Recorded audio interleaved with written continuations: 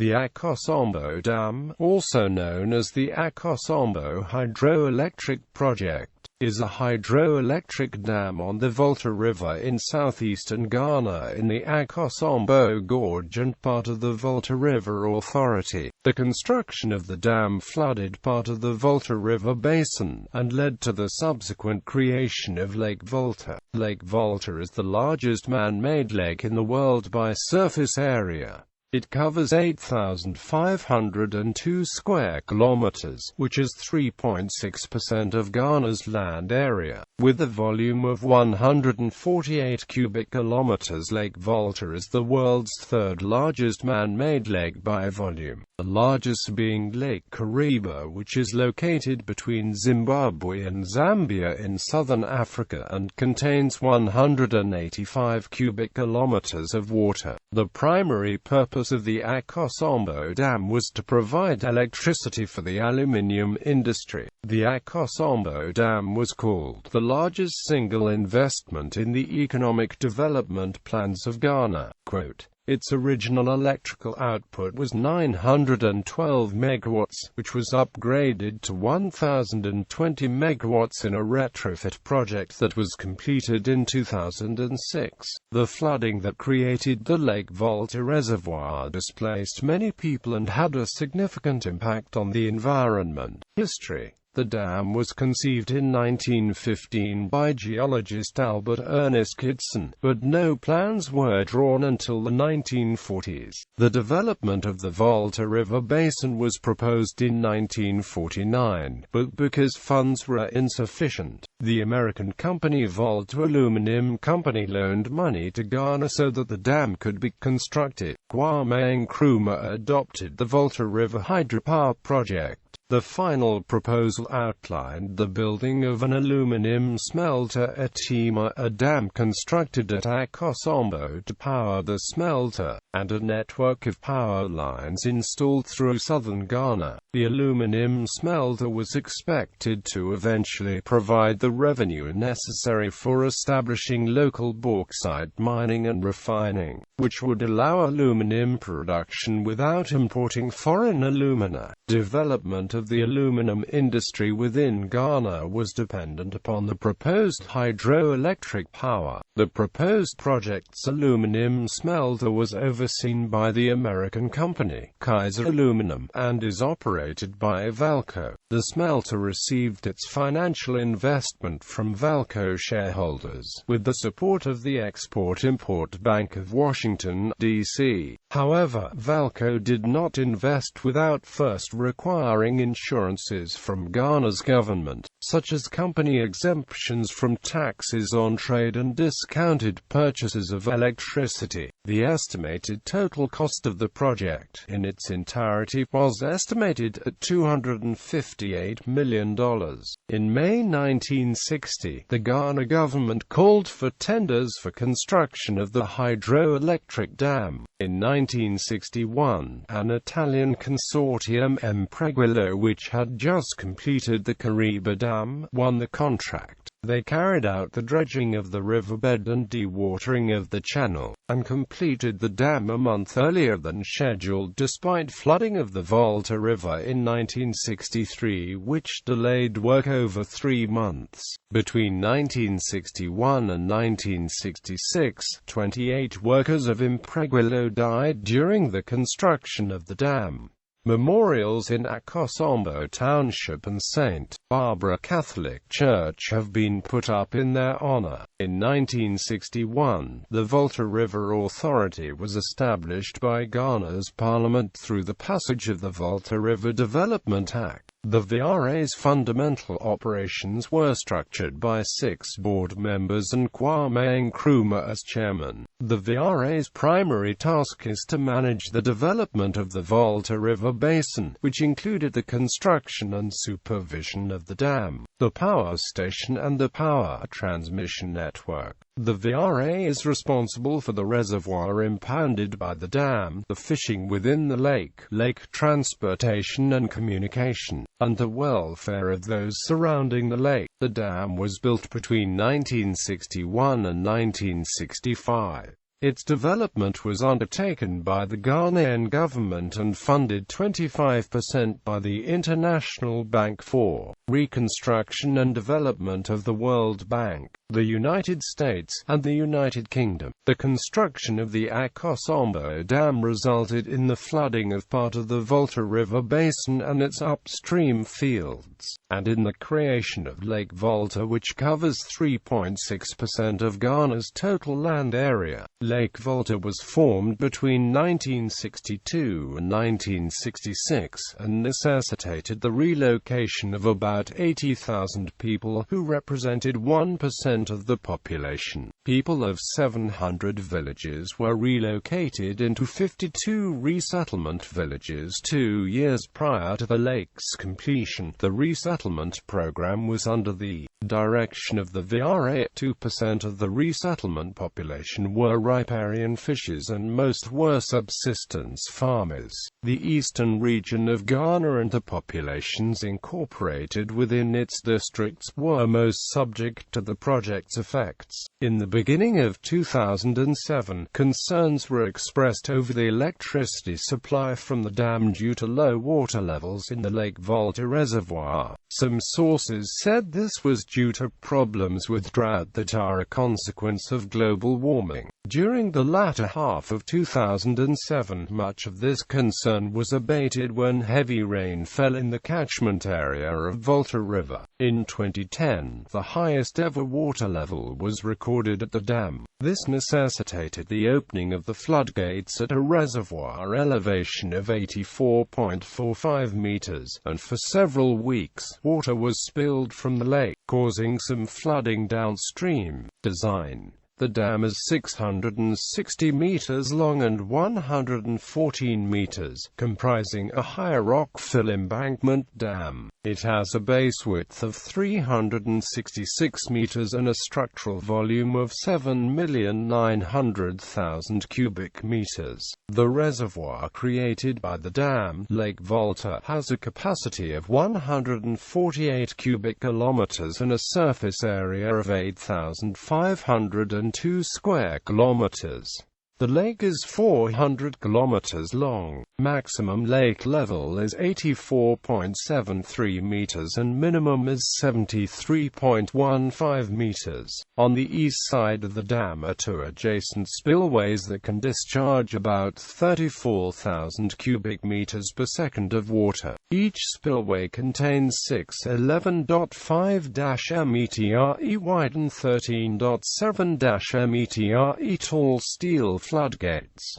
Akosombo Power Station. The dam's power plant contains 6 170 megawatt Francis turbines. Each turbine is supplied with water via a 112 to 116 meter long and 7.2 metre diameter penstock with a maximum of 68.8 meters of hydraulic head afforded. Power distribution. The dam provides electricity to Ghana and its neighboring West African countries, including Togo and Benin. Initially 20% of Akosombo Dam's electric output was provided to Ghanaians in the form of electricity. The remaining 80% was generated for the American-owned Volta Aluminum Company. The Ghana government was compelled, by contract, to pay for over 50% of the cost of Akosombo's construction, but the country was allowed only 20% of the power generated.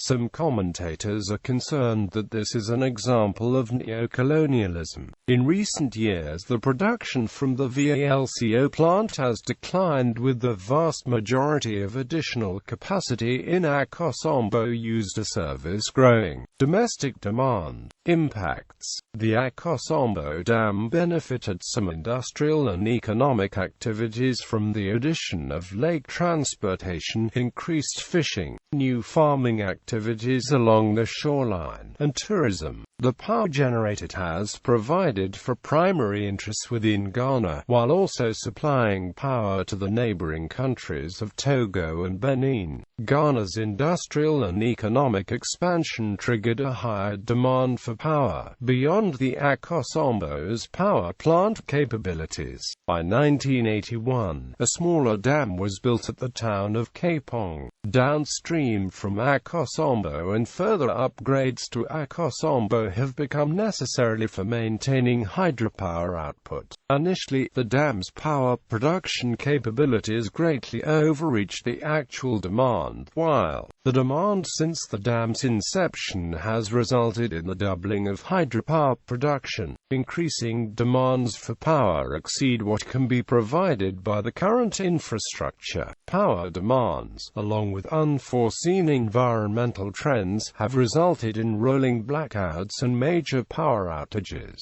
An overall trend of low lake levels has been observed, sometimes below the requirement for operation of the Akosombo Dam. Biological habitat. In the time following the construction of the dam at Akosombo, there has been a steady decline in agricultural productivity along the lake and the associated tributaries. The land surrounding Lake Volta is not nearly as fertile as the formerly cultivated land residing underneath the lake, and heavy agricultural activity has since exhausted the already inadequate soils.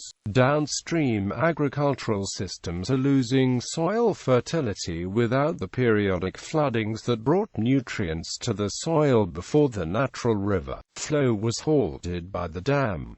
The growth of commercially intensive agriculture has produced a rise in fertilizer runoff into the river. This, along with runoff from nearby cattle stocks and sewage pollution, has caused eutrophication of the river waters. The nutrient enrichment, in combination with the low water movement, has allowed for the invasion of aquatic weeds. These weeds have become a formidable challenge to water navigation and transportation.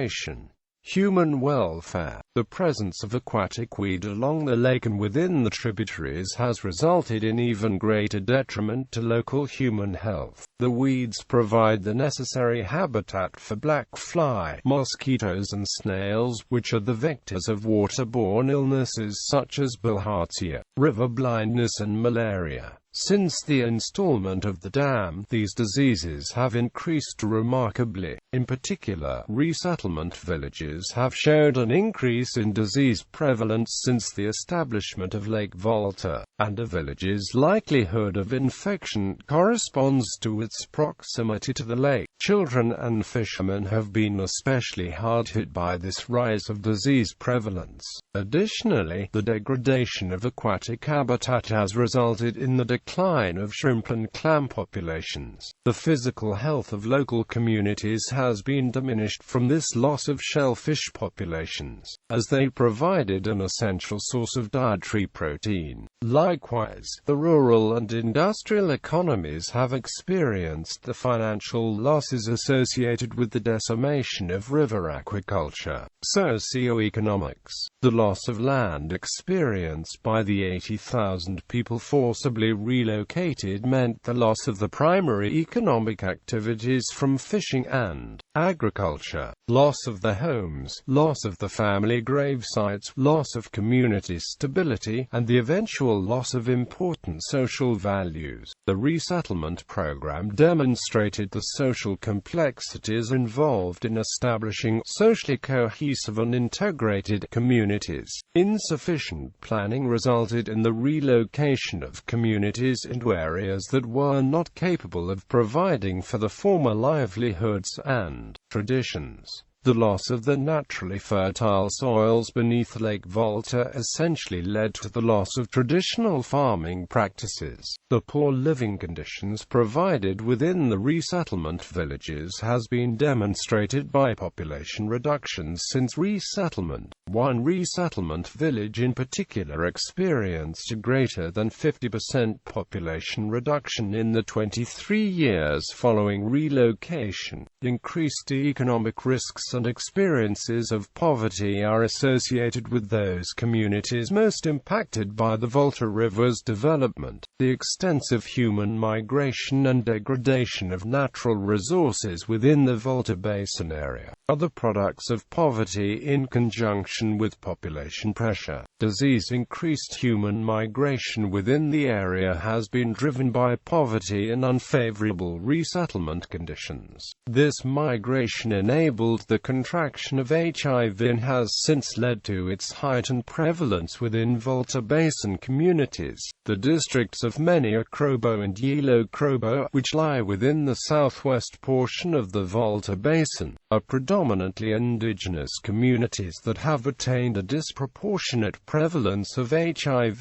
The situation underlines the strength of the local factors upon these districts. Commercial sex work was established in response to the thousands of male workers that were in the area for building the dam. 10% of the childbearing females from these two districts migrated out of the districts during this time. In 1986, 90% of AIDS victims in Ghana were women, and 96% of them had recently lived outside the country. The Akosombo Dam and other dams of the Volta River Hydroelectric Project increased substantially the conditions for the spread of schistosomiasis. Physical environment. Reservoir-induced seismicity has been recorded due to the crustal readjustments from the added weight of the water within Lake Volta. There is an eastward shift of the river's mouth from the changes to the river's delta zone, and this has led to continuing coastal erosion. The changes in the river hydrology have altered the local heat budget, which has caused microclimatic changes such as decreasing rain and higher mean monthly temperatures. All of these larger-scale environmental impacts will all further compound the problems surrounding disruptions to local economic activities and associated difficult human welfare conditions. A case study by the International Federation of Surveyors has indicated that the dam has had a significant impact on the shoreline erosion of the barrier separating the Kita Lagoon from the sea. Dr. Isaac Boateng has calculated the reduction of fluvial sediment as being from 71 million cubic meters to as little as 7 million cubic meters. A.